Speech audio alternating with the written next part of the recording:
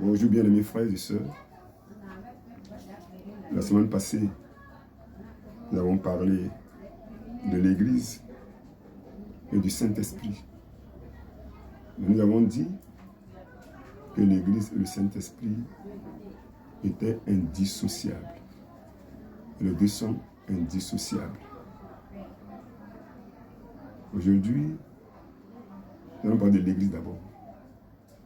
Et pour montrer comment elle ne peut pas se faire sans le Saint-Esprit. L'Église ne peut pas se réaliser sans le Saint-Esprit. La Bible en donne le témoignage. Nous allons jeter nos regards dans l'Ancien Testament. Nous savons tous que l'Ancien Testament nous relate l'histoire du peuple de Dieu qui n'a pas connu la victoire telle que Dieu l'a désirée. Et cela se comprend aisément. Quelque chose de fondamental manquait à ce peuple. Le Saint-Esprit.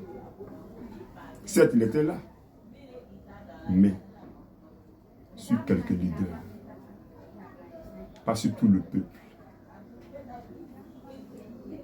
Le peuple dans l'Ancien Testament était assujetti à la loi et non à l'esprit. Par conséquent, le peuple ne pouvait pas avoir la victoire. Car la loi, dit la Bible, n'a rien amené à la perfection. Raison pour laquelle l'Ancien Testament nous a donné les ombres de l'Église. Alors dans l'Ancien Testament, nous allons voir quelques symboles, quelques préfigurations, quelques typologies de l'Église. Quand nous prenons par exemple le premier couple, Adam et Ève, ce couple n'a pas été exemplaire, mais ce couple portait un projet divin. C'est l'image de l'Église. En tant que l'Église est une famille. Et Adam et Ève, c'est l'image, la préfiguration de l'Église, qui était destinée à une vie de pureté et d'éternité. Mais le péché, introduit par le diable, à la suite de la désobéissance d'Adam, va compromettre ce projet de l'éternité. Parce que Adam et Ève obéissent à la voix du diable. Ils devaient mourir. L'Église est appelée à donner l'éternité. Mais le péché nous prive de la gloire de Dieu. Déjà, nous voyons ici, à travers Adam et Ève, comment Dieu avait un projet noble pour ce couple, qui était la première préfiguration de l'Église. Nous voyons après Adam et Ève, Abraham et Melchisédek. La Bible dit que Abraham a offert, a payé la dîme à Melchisédek, un homme sans généalogie, sans père ni mère. On voit déjà ici que la dîme était avant l'Église.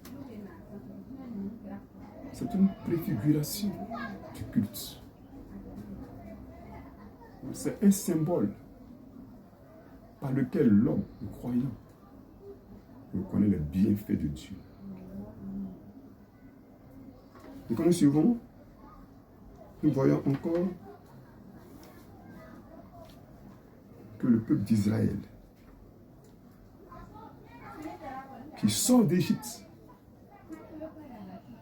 nous donne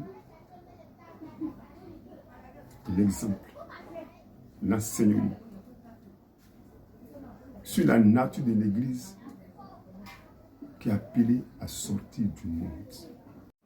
Donc, on appelle Église toutes les personnes que Dieu appelle hors du monde, en sortant de l'Égypte. L'Église est appelée à sortir du monde. Et nous voyons encore que, même en Égypte, avant la sortie du peuple, sur les linteaux des portes, le sang de l'agneau était imbibé. La préfiguration de la Pâque que Jésus a instituée par la Sainte Seine. C'est le symbole de l'Église dans l'Ancien Testament. Quand le peuple sort dans le désert, il faut passer par la mer Rouge. La mer Rouge, c'est encore un symbole du baptême d'eau, qui est une ordonnance de l'Église. Celui qui croira qu'il sera baptisé sera sauvé. Et dans le désert, nous voyons le rocher qui suivait le peuple, auquel le peuple s'abreuvait. C'est encore la typologie de Jésus-Christ qui est l'eau de vie. Et dans le désert, du ciel tombait la manne, la nourriture des Israélites. Cette manne est encore le symbole, on ne peut pas dire la typologie de Jésus, qui est le pain de vie. Tous ces symboles ont lien avec l'Église. Ça veut dire que on ne peut pas comprendre l'Église si on ne comprend pas la Bible et même l'Ancien Testament. Quand le peuple marchait, la nuit, il y avait le feu, et le jour, il y avait la nuée. C'est le Saint-Esprit qui conduisait le peuple, de jour comme de nuit. Et le Saint-Esprit devient le symbole suprême de l'Église dans le Nouveau Testament. Tout cela pour montrer que l'Ancien Testament donne déjà des images voilées de l'Église. Je veux dire par là que pour comprendre ce que c'est que l'Église, pour comprendre la Bible. Parce que l'Église, c'est le dessein de Dieu. C'est le plan suprême du Seigneur. C'est le but ultime de ses pensées. C'est qu'il veut pour la nature, pour la création, pour l'humanité. Tout doit s'achever dans l'Église.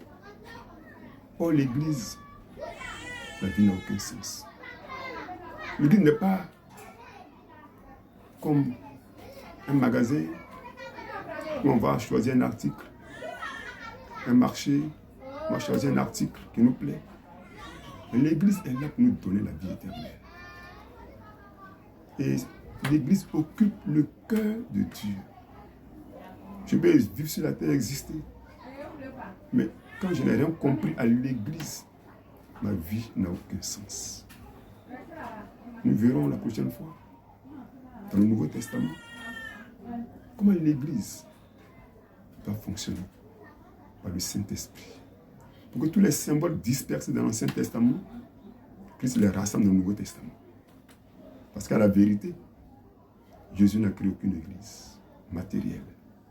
Mais c'est le Saint-Esprit qui a créé l'église. Que Dieu nous bénisse. Amen.